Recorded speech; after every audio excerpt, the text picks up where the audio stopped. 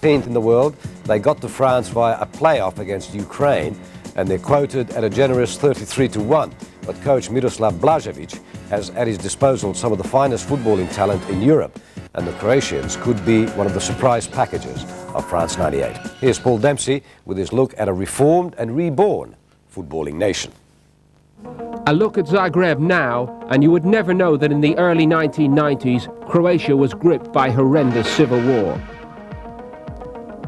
The recovery seems complete. And in football terms, Croatia is certainly an emerging power. In 3 years, they've become one of Europe's most formidable teams. They emerged from the old Yugoslavia with an abundance of talent. It was not without pain, though. In 1990, Zvonimir Boban became a national hero when he attacked Serbian police as they turned on Croat supporters during a league match between Dinamo Zagreb and Partizan Belgrade.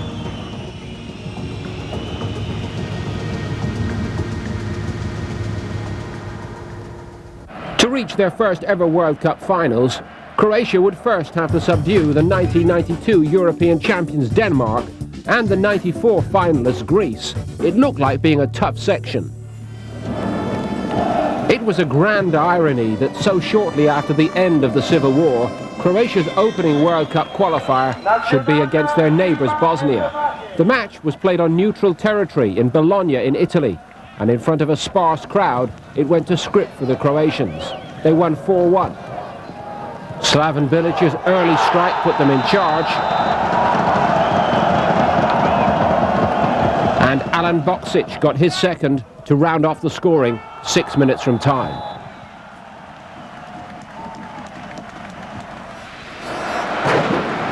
Croatia returned home to be greeted by wild expectation, the fans believing that a run of 3 home matches would give them the platform to qualify.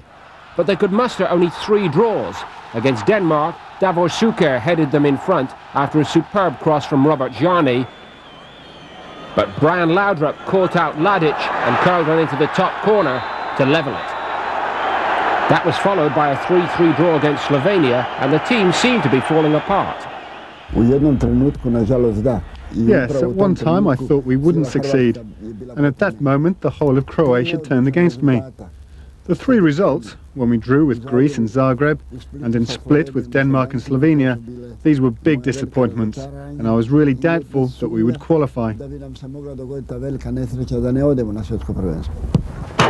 Miroslav Blažević hung in there, supporting his players publicly, claiming they played best under pressure, and he vowed they'd win all their remaining matches to go through.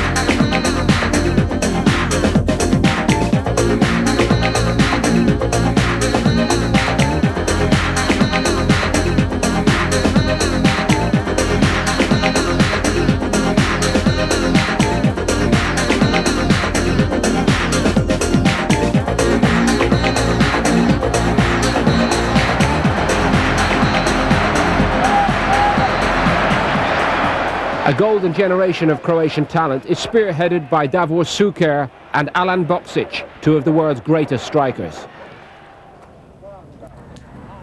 Boksic has been plagued by injuries, but when fit, he's proved almost impossible to stop, even playing against the world's best defences in the Italian league. That's why Lazio was so keen to bring him back from Juventus after just 1 season. Šuker took on one of the most demanding roles for any striker at Real Madrid, but he has made a complete success of it. I think there is a name that stands out, and it is Davor Suker. He scored 80% of Croatia's goals. Of course, there are many other important players, like Boksic, like Boban, like Prozanecki and Asanovic. We have a very strong team, but as I said before, Suker is a natural goal scorer. After 3 successive home draws, Suker came up with a priceless goal away to Greece, a 1-0 win in Salonika to put Croatia's campaign back on track. At home to Bosnia, Croatia were hot favourites to get their campaign back on the right track, but a horrendous individual error by Dražan Ladic allowed Bosnia to go in front.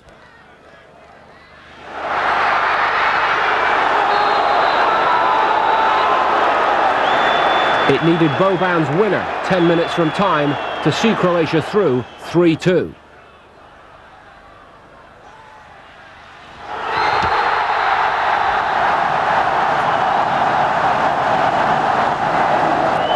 But then Croatia lost in Denmark. That meant they had to win in their last group match against Slovenia. Davor Suker's early goal settled the nerves. Alan Boksic gave Croatia a 3-0 lead early in the second half. They went on to win 3-1, and with Greece and Denmark drawing elsewhere, Croatia reached the playoffs. Along with Italy and Russia, Ukraine was perhaps one country that all the playoff nations wanted to avoid. But for all their problems along the way, Croatia proved in the playoff that they could do it when it mattered. Slaven Bilic headed home after just 11 minutes from Prozanecki's cross.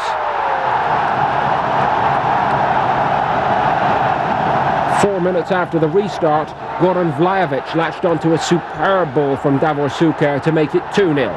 A 1-1 draw in the return was enough to see Croatia through to France. In the games against Ukraine, we showed our strength, because I think at that moment, Ukraine were the best team in Europe. This is one of the last chances for this generation of players. We will try to do our best. No one is expecting us to win the tournament, but I think that with a bit of luck, if we can get to the quarter-final, we will be a great success, especially for Croatia, who are participating in the World Cup for the very first time. It's a modest target. For many of these players, it will be a first and last World Cup, but Croatia are giving future generations a great foundation. Well, a modest target indeed.